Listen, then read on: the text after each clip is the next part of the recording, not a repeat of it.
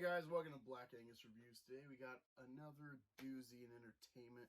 The wokeness will not stop. It is now mandated by the Borg. Let's get into it.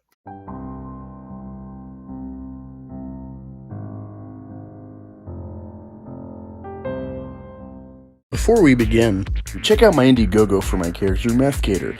I have 4 posters available as preliminary merch while I hammer out issue 1 story. The goal is to raise awareness for the character and raise funds for a quality issue 1 cover. Thanks. Alright, thank you for joining. If you're new here, be sure to like, share, subscribe, all that good stuff. Alright, let's look at this article. This is from Oscars.org, the site pertaining to the awards, DiCaprio and whatnot, Best Picture, all that good stuff. Today, the Academy of Motion Picture Arts and Sciences announced new representation and inclusion standards for Oscars eligibility in the Best Picture category as part of its Academy Aperture 2025 initiative. The standards are designed to encourage equitable representation on and off screen in order to better reflect the diversity of the movie-going audience. Academy governors Devon Franklin headed a task force to develop the standards that were created from a template inspired by the British Film Institute diversity standards used for certain funding eligibility in the UK and eligibility in some categories of the British Academy of Film and Television, or BAFTA, but were adapted to serve the specific needs of the Academy. The Academy also consulted the Producers Guild of America as it presently does for Oscar eligibility. For the 94th and 95th Oscars, submitting a confidential Academy Inclusion Standards form will be required for Best Picture consideration. However, meeting inclusion thresholds will not be required for eligibility in the Best Picture category until the 96th Oscars, that is 2024. Come the 96 Oscars, a film for Best Picture must meet 2 of these 4 standards to be deemed eligible. Standard A: on-screen representation, themes, and narratives. To achieve Standard A, the film must meet one of the following criteria. A: lead or significant supporting actors, essentially of different colors that are not white, what I like to call characters of color, or COCs. You may have heard them as POCs before, but on this channel we call them COCs.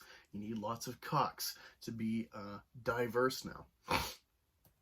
A2, general ensemble cast. At least 30% of all actors in secondary and minor roles are from at least 2 of the following underrepresented groups. It starts with women. Last I knew, women made half of our species since time immemorial, but okay, they are a minority. Racial or ethnic group, alphabet people, people with cognitive or physical disabilities, or who are deaf or hard of hearing. Interesting. What if the actors can't act with them? They don't know sign or anything. This is silly shit. A3, main storyline or subject matter. The main storylines, themes, or narrative of the film is centered on an underrepresented group. Women, again, COCs, alphabet people, or handicapables. Standard B, creative leadership and project team. You must meet one of the following criteria. At least 2 of the following creative leadership positions in department heads, casting director, cinematographer, composer, etc. people behind the camera on set, including the writer, are from the underrepresented groups we just said. At least one of those positions must belong to the following group.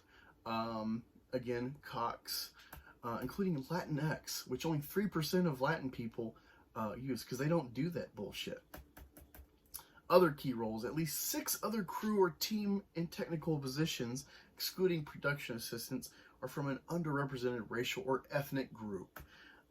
Overall crew composition, at least 30% of the film's crew is from the following underrepresented groups. Again, women, handicapables, alphabet people, and COCs. Standard C, industry access and opportunities. Again, you got to represent these underrepresented people. The many major or independent studios must have a minimum of 2 apprentices from the minorities. Standard D, audience development. Representation in marketing, publicity, and distribution. The studio and or film company has multiple in-house senior executives from among the following groups of minorities.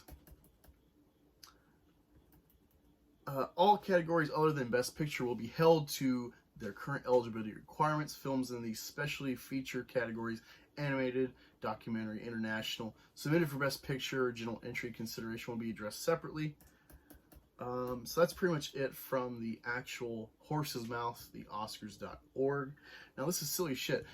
James Wood had a good take. He said, it will now be difficult, if not impossible, to do many historical movies. Streaming services are not interested in making movies that can't qualify for an Academy Award. A factually accurate movie about the American Revolution can no longer qualify. Good take there, especially from a guy who's been in Hollywood, who's done civil rights pictures. I think the big one he was in is like Death of Medgar Evers, or might have been called Mississippi Burning. I think that was the name. But it's about Medgar Evers, a civil rights leader. I think that was assassinated. I saw it as a kid. I need to rewatch it. Kirstie Allen, however you say her name, Kirstie. She got hammered for saying this is atrocious. This is now the woke culture that started in just entertainment that we in the Phantom Menace and adjacent would talk about and be disappointed in and try to point to as a problem in the industry of, you know, making these mandates or, you know, checking boxes of diversity without actual merit. Now this is coming to just the mainstream. You've had the critical race theory and other crap, white guilt, and things related being pushed in trainings and stuff. And now it's come full-fledged to you can't even be considered for the pinnacle of success in your art of film if you're not woke enough. This is really disturbing because I don't know, it's kind of coming full circle actually, because the first film school, if you don't know, was in Moscow. I think Moscow. Created by the Soviet Union with the main goal in mind of propaganda. There's a great film called Battleship Potemkin. I suggest you all watch it. It was foundational, as well as the film school in Russia. The Nazi Party actually saw some of the Russian films and propaganda and modeled their propaganda machine off of the Russian model. And why do I bring that up? This is absolutely concerning. What if this is limiting the chance for creators and for actors to be on screen or behind the camera, just creatives. Do you go to an art museum and you're like, oh, well, we need to put up, 30% diverse pieces of art, even if they're not actually good, if no one likes them, we got to have a mandate.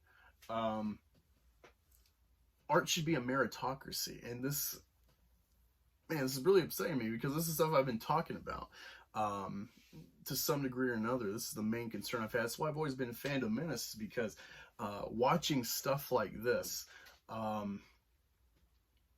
more and more you're going to see, people, there's already this push with people like Seth Rogen and stuff where it's like, oh, I'm going to do my part to fight racism by not hiring white people. And this will trickle to straight males and then just straight people and so on and so forth. If you're part of this underrepresented class of minorities, you think this is good because it gives you quote-unquote opportunity. It doesn't. It makes you a token. This is everything that normal people should be against, Denzel Washington, he has become a star. I think he's won 2 Oscars because of the merit, the quality of his acting. Now you have to worry about films being propped up more than before because of political initiative, because it fits an agenda, not because it's actually good, but because it fits those literal diversity check boxes that they've now mandated. This is crazy stuff. Let me know what you think in the comments. What do you foresee in the future? Do you think there will be hit back? this is definitely, I would say, a follow through with the current situation with Black Lives Matter, Antifa, the election, trying to push, for Biden and Kamala.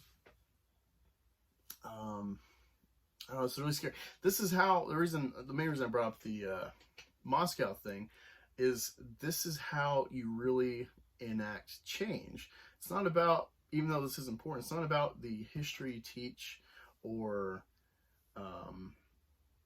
policies enacted. People aren't talking about that. People are talking about film. People are talking about everyday digestible entertainment. This is what can affect outlook. And sometimes you can have good stuff like Star Trek during the Civil Rights, having the first interracial kiss that kind of pushes the envelope for a culture becoming more acceptable, or more accepting of people that were second class at the time. But this sets us back. This is pushing a segregated kind of culture that 60 years ago we fought to eliminate. Now it's coming into art, and this will be at the forefront, and it'll trickle down to your kids' programming and whatnot. And expect things like Anti-Racist Baby to start influencing your children's programming and whatnot. This is why it's a big deal to me, because they want to program us with this garbage. Again, let me know what you think in the comments. Talk to y'all later.